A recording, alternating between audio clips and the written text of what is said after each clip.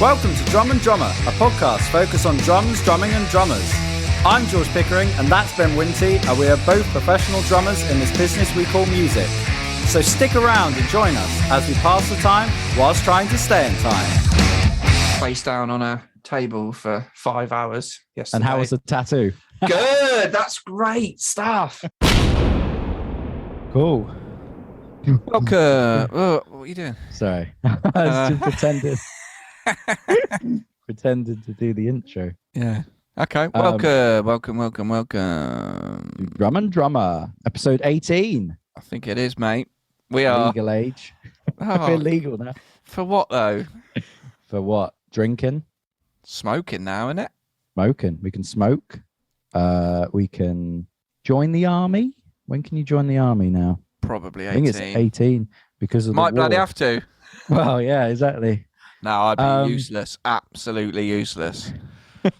I have played Call of Duty, but no, I don't think it's Do you for me. reckon the fact that, you know, a lot of our generation now have played shoot 'em up games, do you reckon we'd be better in wars? Or because you'd have that knowledge, but I mean, you know, physically be not fit, but when it comes to, like, you know, knowing your guns. Yeah, you can't take your gaming chair to the front No, line. you can't, no. It's all drones But, now anyway. George, I'm just I didn't bring it up last week, Yeah. but you appear you to have a moustache. Oh, yeah, I know, yeah. What do you think? I mean, it's a Go on. look, Yeah. you know. It's, should I tell you how it happened? Well, I assume you didn't shave that bit of your face and the hair That's grew. pretty much it. Yeah, I just didn't shave for a while, and the beard was growing. But I say that's exactly it. I don't need to repeat it. And but I thought, you know what, I'm gonna try a tash for a bit. Yeah, But good. yeah, but that's it really. I've often wondered about. I've had a beard now for a while. It used to be shorter. It's now longer. It's scrappy. It's messy. It's going grey at the front. Yeah. You know, but I've signed up. I signed up to be an extra on some stuff, and I remember you saying this. Yeah. and I got asked for something to do. It's like a Great Expectations thing, and the question was to be an extra, and it was down in Southampton Docks. Oh, and it was like, would you, if you've got a beard, would you be willing to have mutton chops, like Yeah. to shave your actual beard and have mutton chops? And I was really like, you obviously probably more chance of getting the job if you said yes. Yeah. So they wouldn't have to do makeup or, you know, fake. But I was like, could I really have mutton chop? Yeah. I'll tell you what, so years ago, I went to, when I lived in Southsea, I'd go to this barber's, and then one day I went to a different barber's, and I said, you know, I had my head shaved, and I said, oh, can I just have the beard trimmed? And what the other barber used to do is literally just, not really like making it shorter, but just neatening what was already there. Yeah. And I said, so can I just have the beard trimmed? And before I knew it, she'd whip the clippers out on it and just done a whoop up the side, like grade 4 or something. Yeah. And it was like, no, I just wanted with scissors just to like trim off the straggly long bits. Did you And it tell was her like, at that point, or did No, you I was just keep British, going? mate. So I just Yeah. sat there and said nothing as she Yeah. shaved my whole beard to a grade 4, and then I Oh, left, no. and then I never went back, and I Yeah, looked ill. It made me look ill. Really? Yeah. Remember Anyway, the last time you went to the barber's? Not to talk about hair immediately, but interesting. it's got to be about at least like 4 years ago. Yeah. Isn't that funny? There was one day where we both, not at the same time, but went to No, the we didn't barber's text each other the and go, last right, time. today's the Is it? day. Yeah. Last ever time. We're But I used to boycotting go- barbers. Yeah, and I used to go, but I used to get like a really short cut, and it got to a point where I was like, I can do this, you know. And then I just bicked it, clean, wet shave, whatever it's called, you know. And you don't need a barber's for that.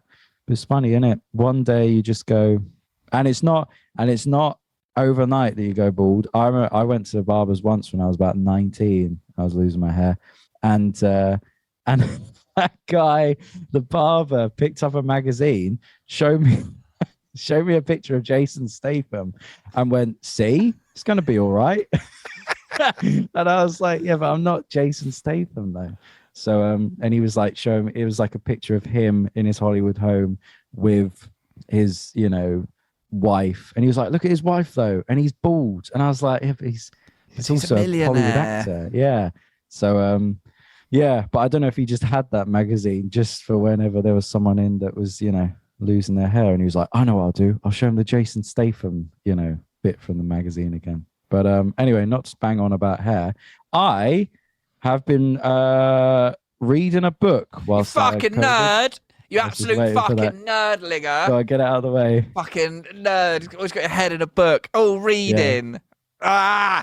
Says Okay. the man who has so much Lego in his house, it's hard to move. They're the only No books I read, dining the Lego instructions. Right, so this What book, you been reading? Read it out. This is A Boy Musician, The Young Days of Mozart. I'll tell you very quickly where I got this book. So it was brilliant. The other day in my flat, well, outside the flat, on the landing, someone was moving out or something. They just put a load of their stuff there and just said, please take. And there was some cool shit. And then for like a week, people just kept putting more stuff on it. And it was just all sorts of books. She's like, I'm trying to get rid of some shit. It's oh, great. Yeah. We can just put stuff we don't want here. This is it. So, and people just kept adding stuff to the pile. And I feel like I took most of it because I got excited. Stuff I didn't even need. There was like incense lighters or I was like, they look cool. I'll take them. And like photo frames. And I was like, well, maybe I'll have some photos at some point. So I think all the junk from everyone's flat has ended up in my flat. But one of the things was this book, and there's a note in it someone wrote to someone else from 1902. So it's at least 120 years old, which is kind of interesting. But you know, I didn't know can much. Just write the date after You the can, fact. yeah. It'd be a weird lie. Probably written in 1983. I'll put 1902, and that'll freak some little hipster mustachioed wanker out. Oh, it's so old. I must have it. It is old. 1902. I can put it in my satchel. Because look, it's ripped as well. I mean, you know, things aren't ripped unless it's from 120 years old. So it's basically about his life, Mozart, from when he was 7 and found out he could play piano until he gets to be known as Mozart. So basically, he goes through the book and he's just going around Europe, and anywhere he plays piano, everyone's like, he's amazing, he's phenomenal, wow. And then he's like, yep, I've conquered France. Let's go somewhere else. So eventually he wants to go to Italy, right? There is a point to all this. I'm not just reading this book randomly. So eventually he goes to Italy, and there's almost like this test you can do. It's not a test, but he wants to join this music academy. And if you join it, then you're just known as like the master of the art of music. But you have to pass the test to get in. And if you don't pass, then it's like, well, you're still good, but, you know, you didn't pass the test, so whatever. So there's these two guys that have to create the test. And it said both had already heard of the fame of Wolfgang Mozart, and they were therefore not surprised when the young musician came to see them at why am I reading it out loud? I can't read. How do you pronounce this? Bologna? Is that a place? Bologna. I think it's Bologna. Bologna. So anyway, and expressed his wish to become a member of the Bolognese Philharmonic. comes from. Well, that's what I was I thinking. think it is. I think it's Bologna. Bolognese. Because I mean, all you'd have to do is put ISE at the end, and then you got Bolognese. Yeah. Yeah. So anyway, the young musician came to see them at Bolognese and expressed his wish to become a member of the Philharmonic Society. So he has to do this test, and they decide they're going to give him the hardest test ever. As he passes the test, he gives the tests. So this is the conversation between these two people, Farinelli and Martini. I think they're making these names up. I don't know how they play for factual this Juventus. is. I think someone's having you on with this book, mate. I think this is about Italia 90. So it says, I must give the boy the most difficult task just because he is so young. The honor of the academy demands it, answered Martini resolutely. So anyway, I'll get to the last bit. He passes it. They gave him 3 hours. He did it in 30 minutes. He had to arrange some piece of music. With this triumphant and important day ended Wolfgang's childhood. He was no longer a child, for although so young in his years, he basically he's suddenly a master of his arts and the wonder of the world because he did this test. But the whole way through the book, there's kind of like a simplicity to like, you're either, it's very black and white music back then. It seems like you can either play and you're great, or you can't play and you're shit, and that's it, And there's no like, oh yeah, but this guy has a really cool feel, you know what I mean? And it's, and I was thinking about it. Whilst not technically proficient, he's got a good groove. Yeah, yeah. So, and I remember music tutor, head of drums at BIM, Pat Garvey, talking about this once, and he said there used to be these tests to get into some sort of drum academy in like the 40s, and it was like if you pass the test, he was basically playing all your rudiments. If you pass the test, then you could go on and become a professional drummer. But if you didn't pass the test, then it was like forget that, you can't be a drummer now. And I was thinking about it because back then, in whenever this was 1700s, it was really like if you couldn't play these pieces, forget it, you're not a musician. But now it obviously isn't like that. I mean, famously, some of the best musicians in the world can't read music, Paul McCartney, and drumming wise, Dave Grohl, he's always talking about how he can't read music, and yet he's Dave Grohl. So I don't know, it's just an interesting topic, isn't it? It's I almost want to say, should there be tests to be a drummer? But I don't think they should, because I mean, well, it's different, isn't it? Because there are tests, there's the grade exams, yeah, and they have a pass and fail status, yeah, and you can't move on to the next grade. Well, not you can't, but you shouldn't move on to the next grade until you pass the previous one. Yeah, and then I think there were some things like you could get then like a diploma after grade 8. There was like a diploma. There was with like the associated board exams, but then those grades get you up to a standard where you can play in the county or area ensembles and stuff. But then like when I went to music college, and like you needed grade 8. They said you needed grade 8 to get in. Yeah. But in reality, grade 8 wasn't enough. You had to be better than grade 8. And to get into music college, you have to audition. Yeah. And there's a criteria, and you get in or you don't. And I, when you went to BIM, did you have to audition? Yeah, definitely. Sure.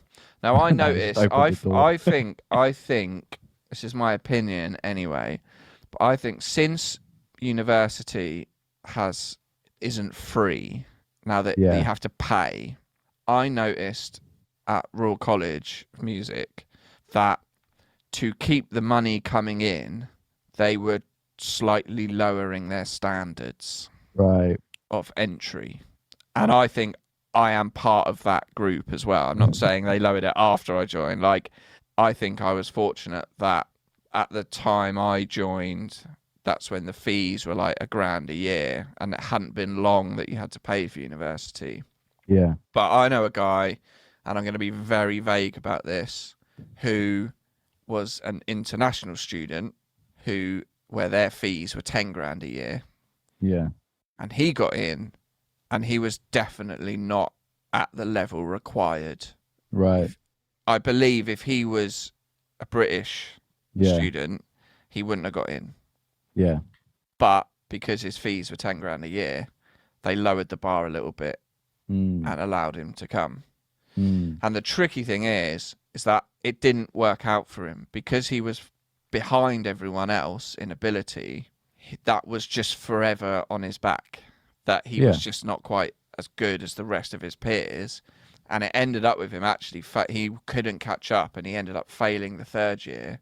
And if you failed the third year, you couldn't go into the fourth year. You had to retake the third year. And it kind of messed him up mentally. Yeah.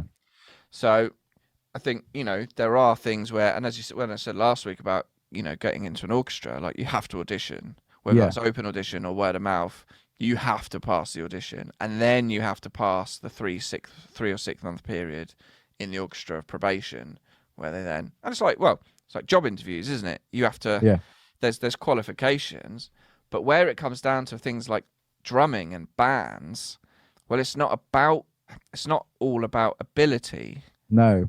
There's so much luck and cultural contextuality as to is it the right music at the right time that catches a bit of luck that you go viral on a TikTok video or a YouTube, or you get featured on a TV program or things like that, where it's not about being the best drummer in the world. No. It's about being the right drummer at the right time for the right thing. Yeah. But me and Neil have often joked about, when we record bands here, it's often the case, especially with local bands, let's say you've got a 4 or 5 piece band, that one of them is really good. Yeah. 2 of them are good. And there's always someone letting the side down. Yeah. And me and Neil joked about going almost like a Britain's Got Talent style red buzzer, a big red cross. And we can go, we are the gatekeepers. Yeah. Not that we should be, but in this scenario we are. And we go, right, you are allowed to continue being in bands. Yeah. Because you can write good songs or you're a great guitarist. You, however, are just not good enough to be in a band. So you should now stop. Yeah. You've had your chance.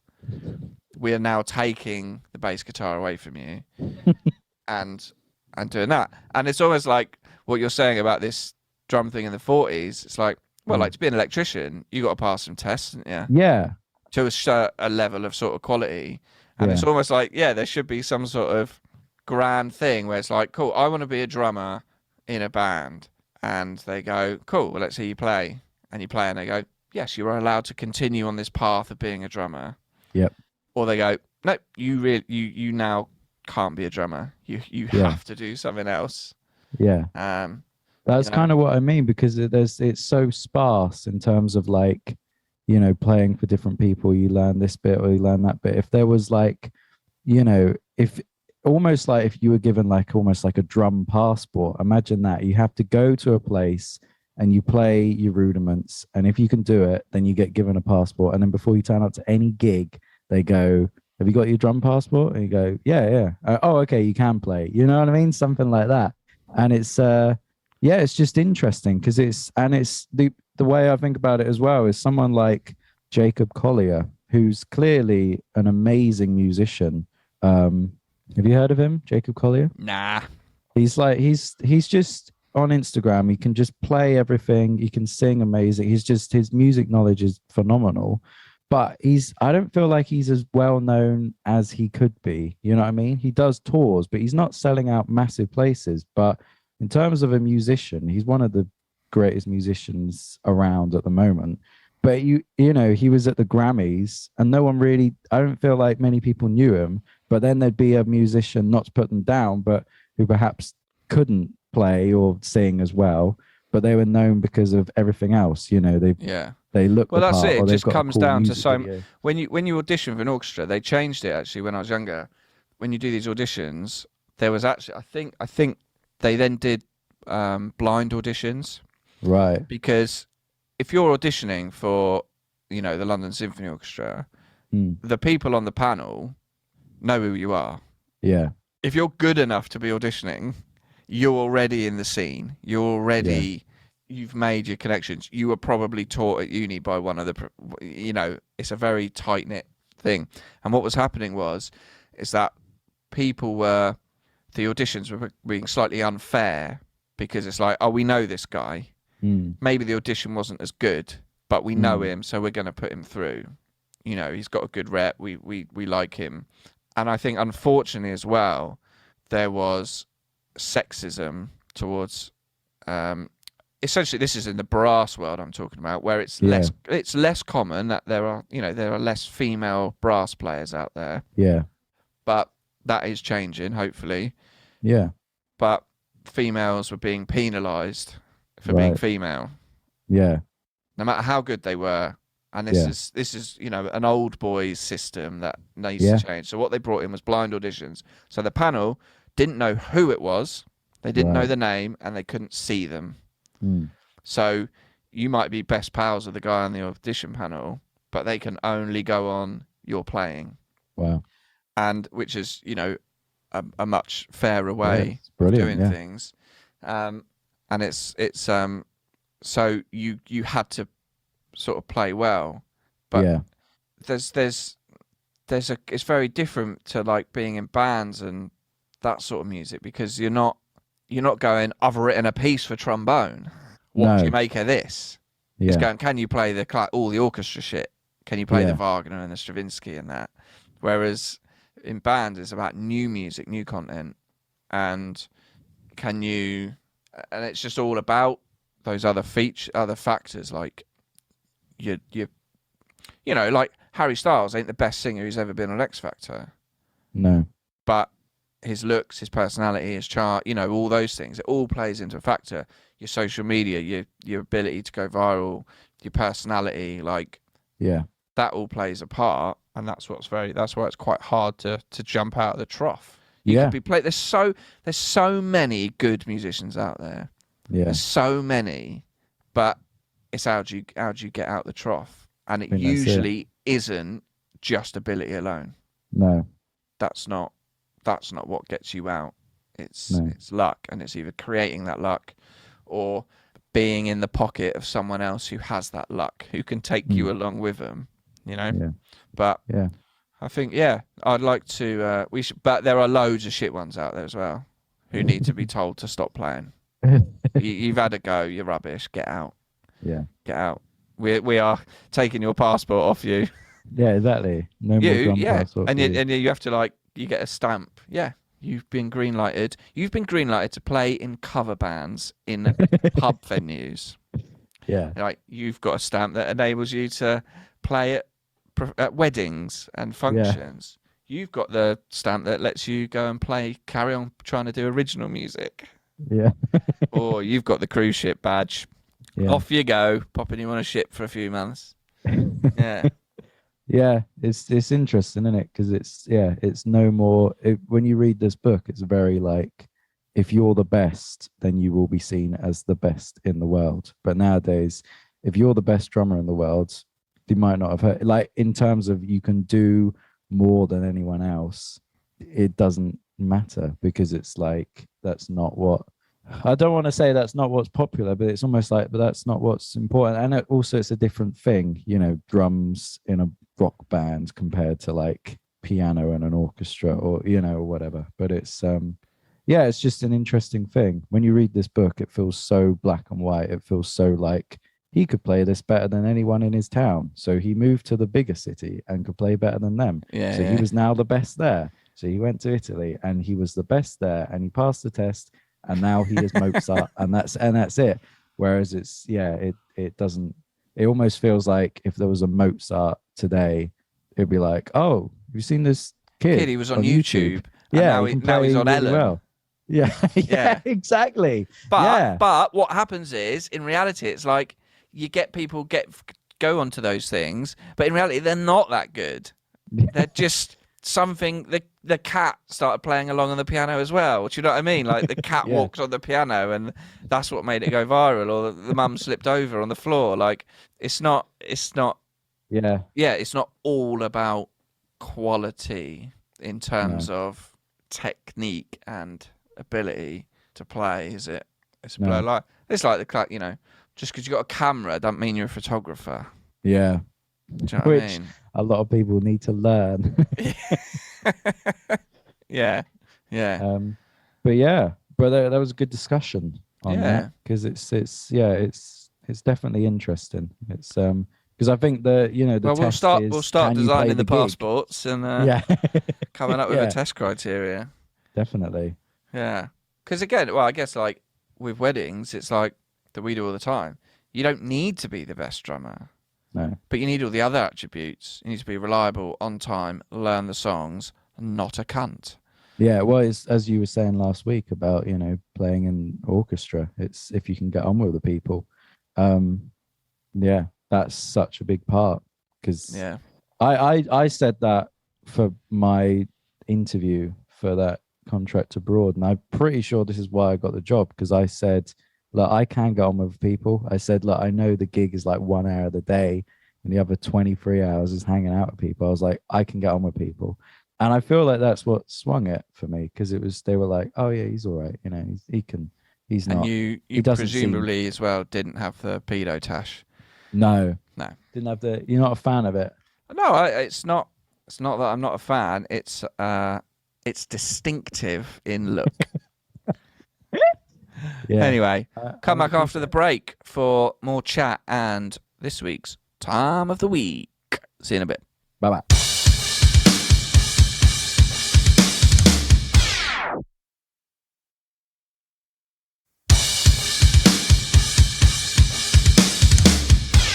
Welcome back.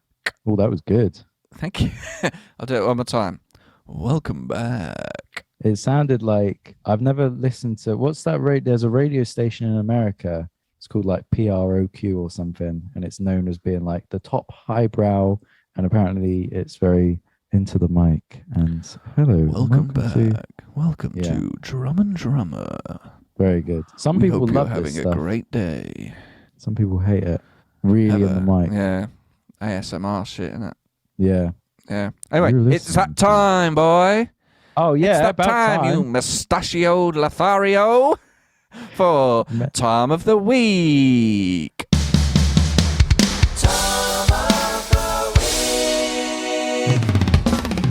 That's a lovely, lovely time. And this week's Tom of the Week goes to... This week's Tom of the Week is...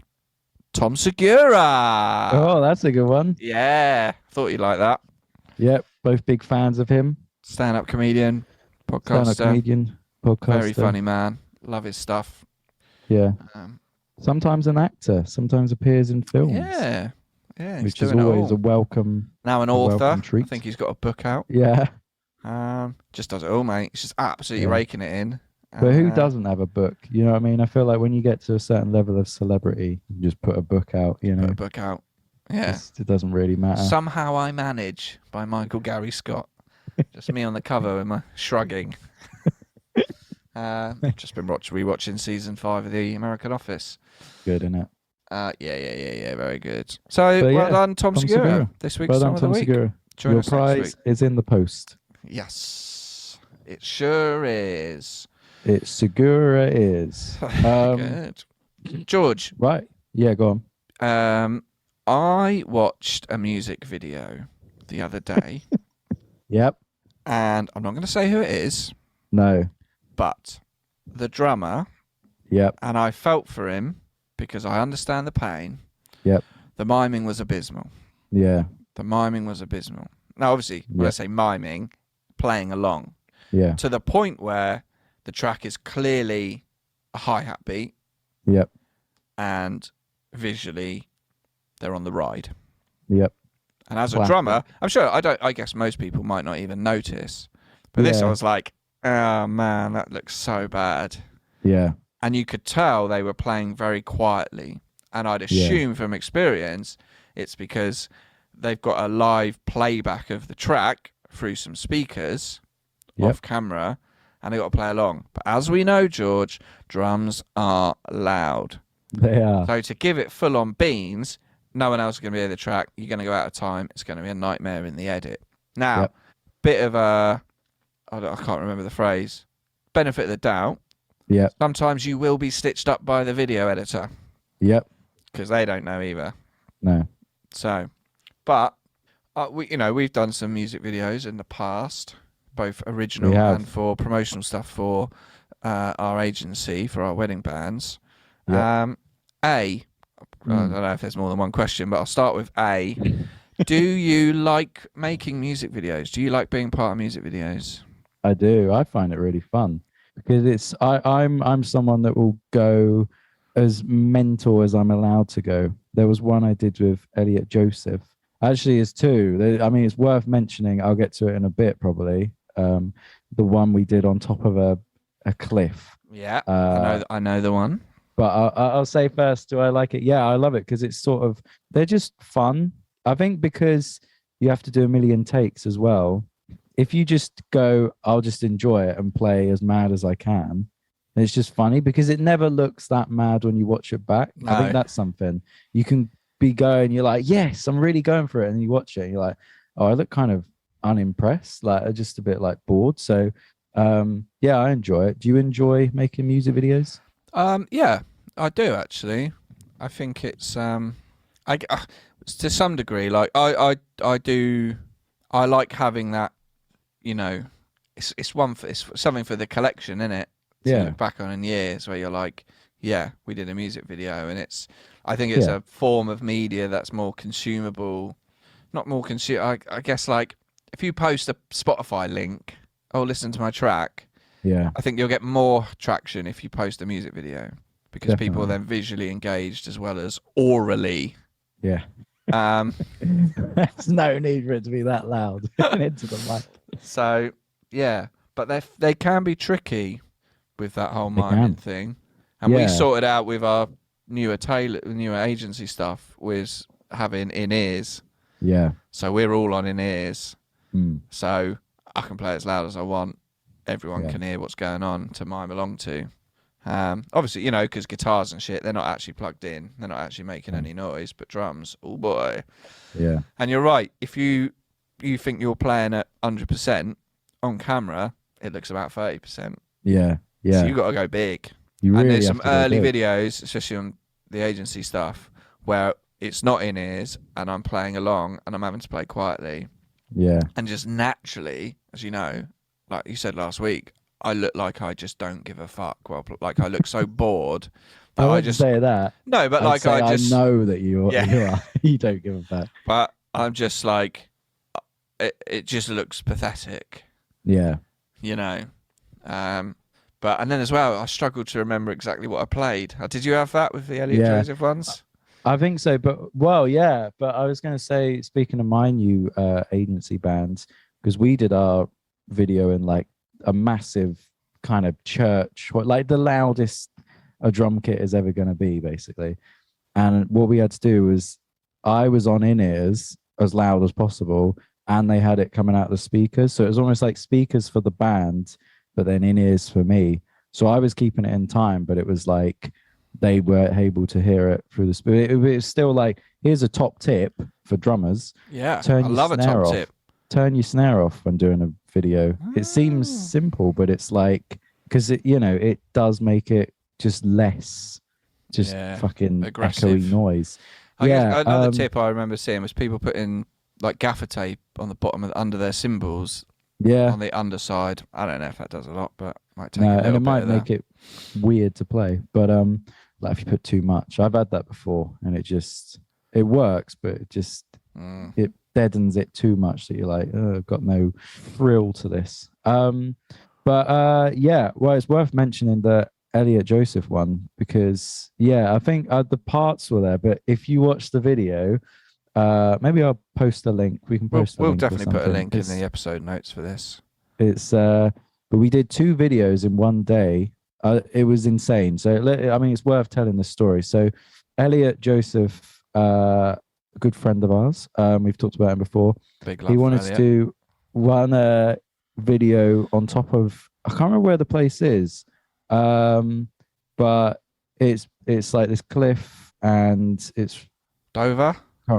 No, it was that sort of area though, on the coast. And on the coast, and cliffs. You get a lot of cliffs. Cliffs are usually there. You don't get many cliffs in Hull. So we Hull is kind of on the. Is it? It's on the river, isn't it? Is it? I don't know. Brown, I was trying to think sludgy somewhere river. Up north. Yeah, Derby, Leicester, right.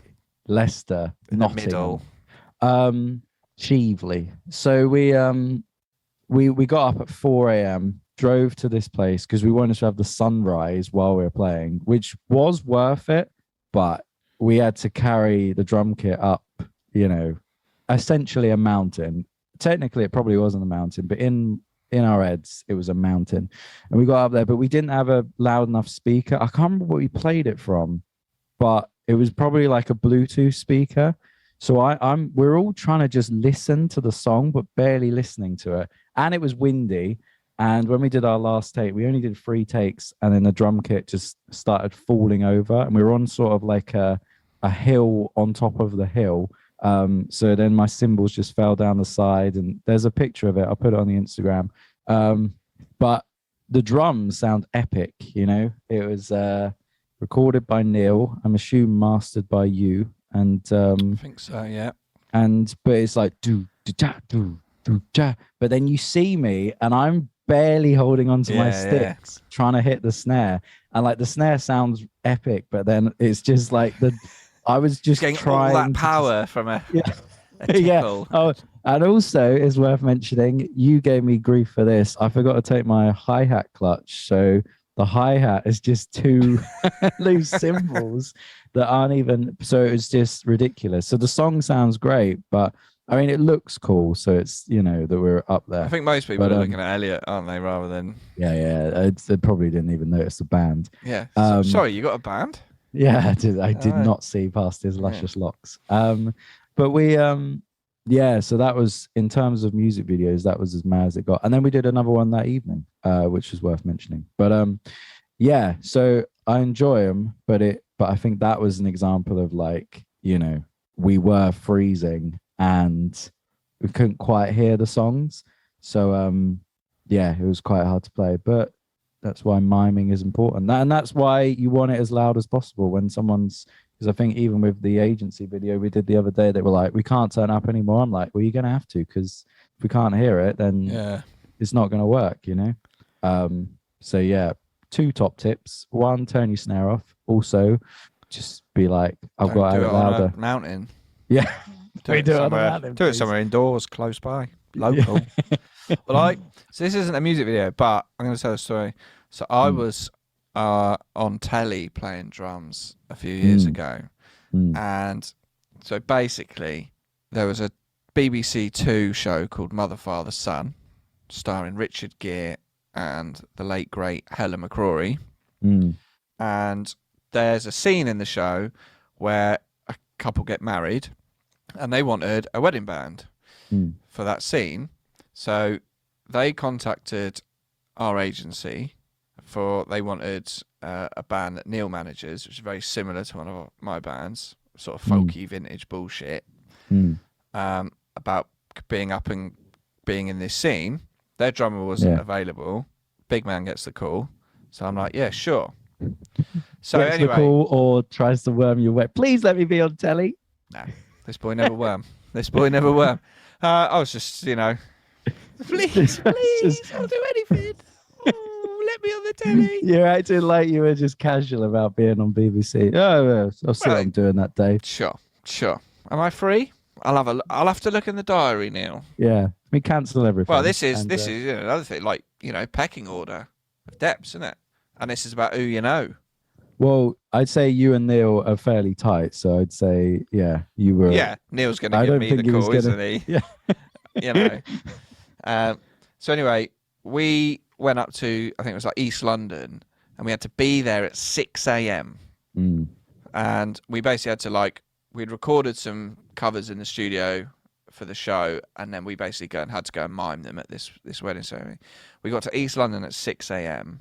and had to get, you know, sign in with the thing, and there was it was on set shoot, so it was in this old abandoned car garage that they'd made set up, but there was a school nearby where they had all the trailers and costume and all the admin shit, and they had a catering van and stuff, and we had some breakfast and then got changed, and then they checked that we looked all right, and then we had to go over with all the gear and set up in the scene, and there was a lot of waiting around, but we weren't extras, we were just above extras, because we were musicians. We got treated a little bit better than extras, but we got fed all day.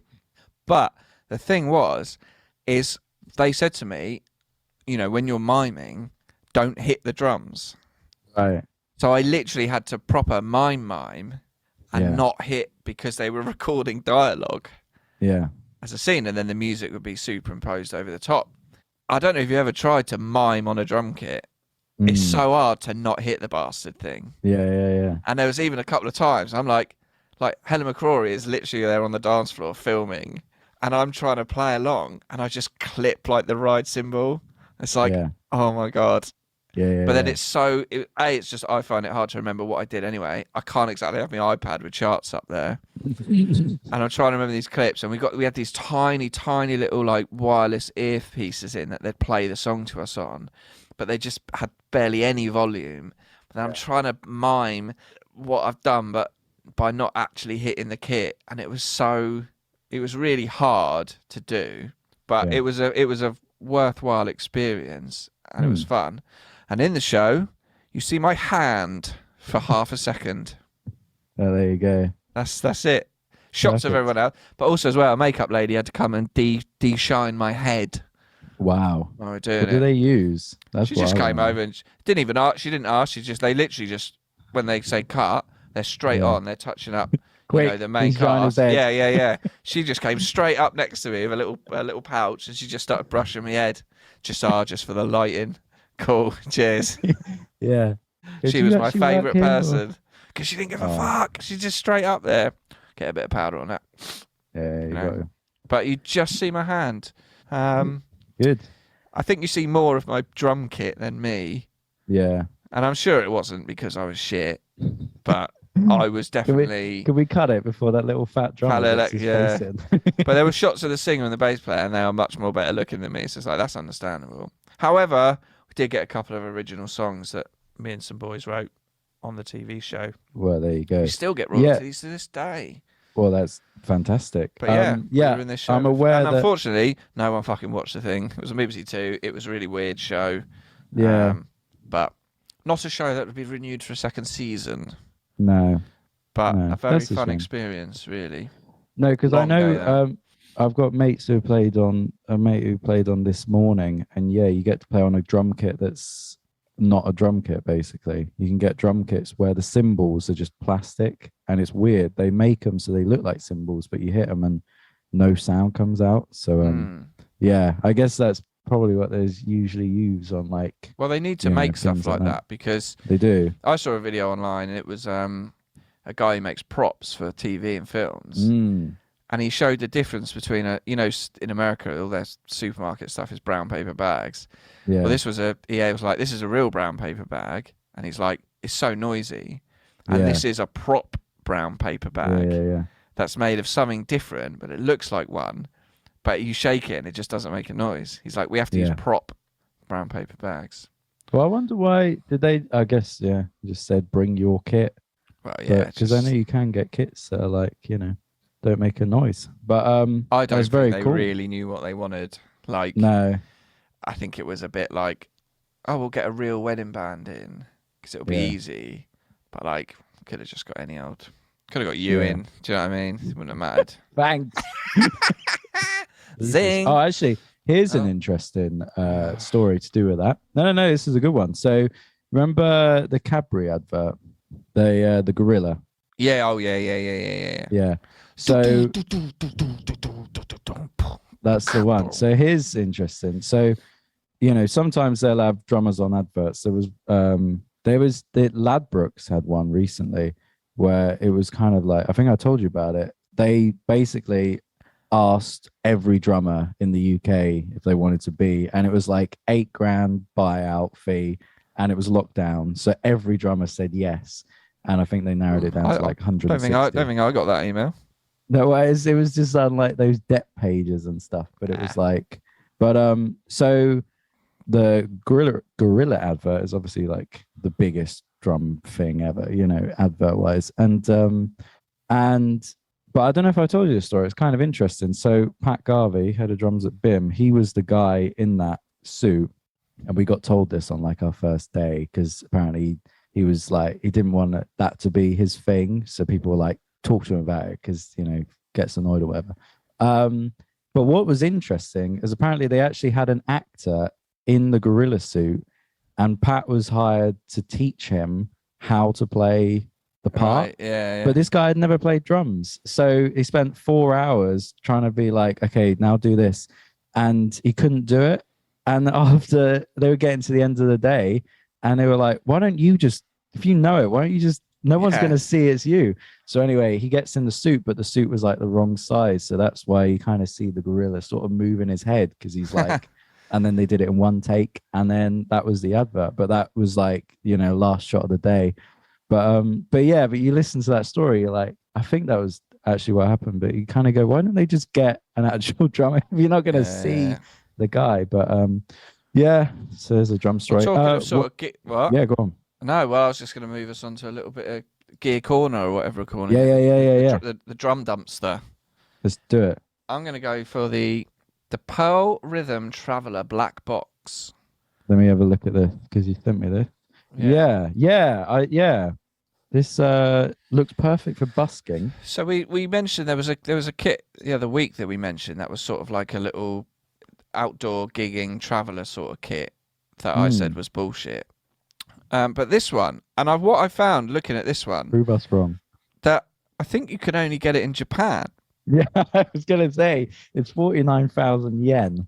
Yeah, including tax though. So, Well- but it seems to be like, yeah, kind of almost, because I saw it on Instagram and it was the Japanese Pearl Instagram page, and then googling it, it only seemed like you could get it in Japan, but it's the Pearl Rhythm Traveller Black Box, and it seems like, so you've got a snare, 2 toms, cymbals, hardware, but the kick drum is like kind of a big suitcase, like a black box. I wonder where they got the name. And I think, and it's got this like rack system on the front where you attach the hardware. But I think basically that becomes a kick drum, and then everything else goes in the bag when you're done. Right. So you just unpack it out of the bag. The bag is the kick drum, and everything clamps around it. Yeah, that's cool. Yeah. I like that. But I do like that. I quickly saw the difference in yen to pounds. It's 320 quid. So prove us not low. wrong, pal. Prove us wrong. But yeah. And can you get it in England? You But know, no, I like that. I mean, that's for busking, isn't it? That kit. It's That's just for busking. That surely is just pure busker, where you can just pack it in the box and. But that's turning up to a wedding ideal with kit that. for a busker. That'd be funny. Wouldn't it? Yeah. Yeah. Is there a kit share? Yeah. There's a kit share. Just bring breakables. Yeah, it's just all in the suitcase, mate. Yeah, exactly. Yeah. What's listen, the other thing? The other Yeah, thing is, well, in a couple of days' time, we are recording an interview of our first guest. We are. We are our first guest on the podcast. Should we say who it is? No. Oh, okay. No. But I will say this: it's no one famous. It's no one you know. That's gonna be so soul destroying if he's listening to this. No one you care about. No one you know. We care about him.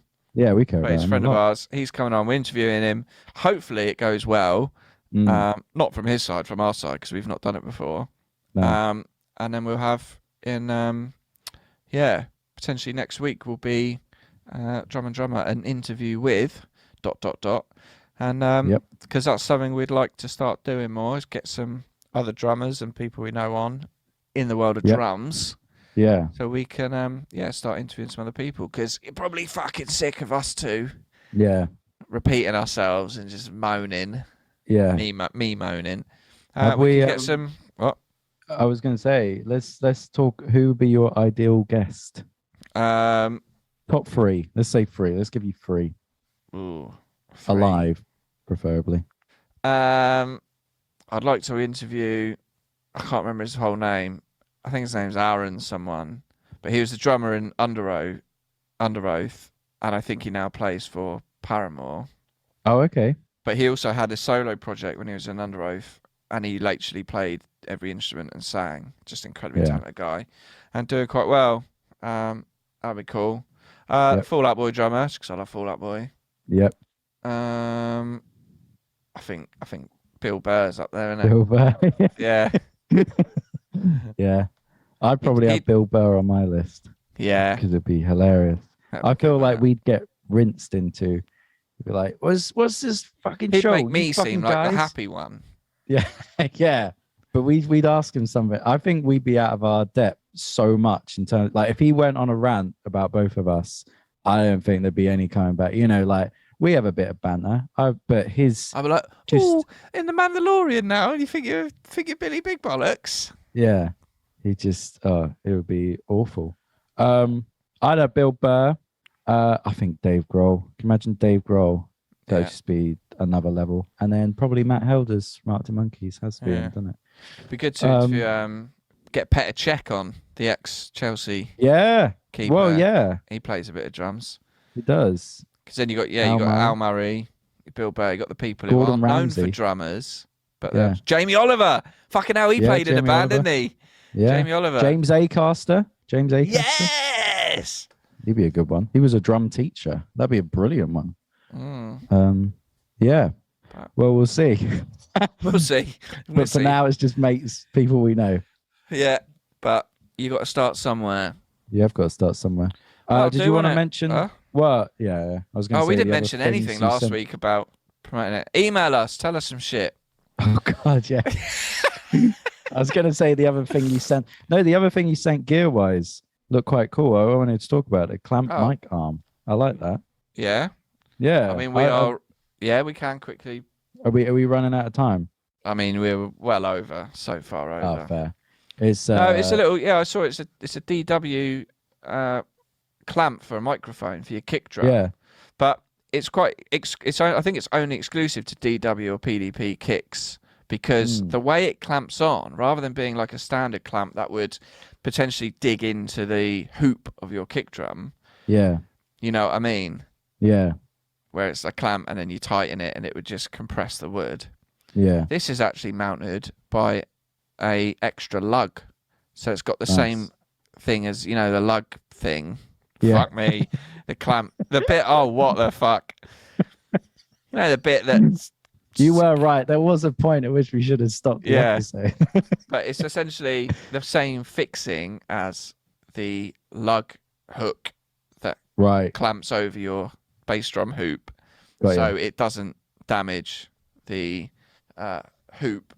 And then it's got a lovely, it's just a little sort of tiny little boom arm and you can put a mic on there to make your kick drum up. No, so you don't you keep saving space on the floor.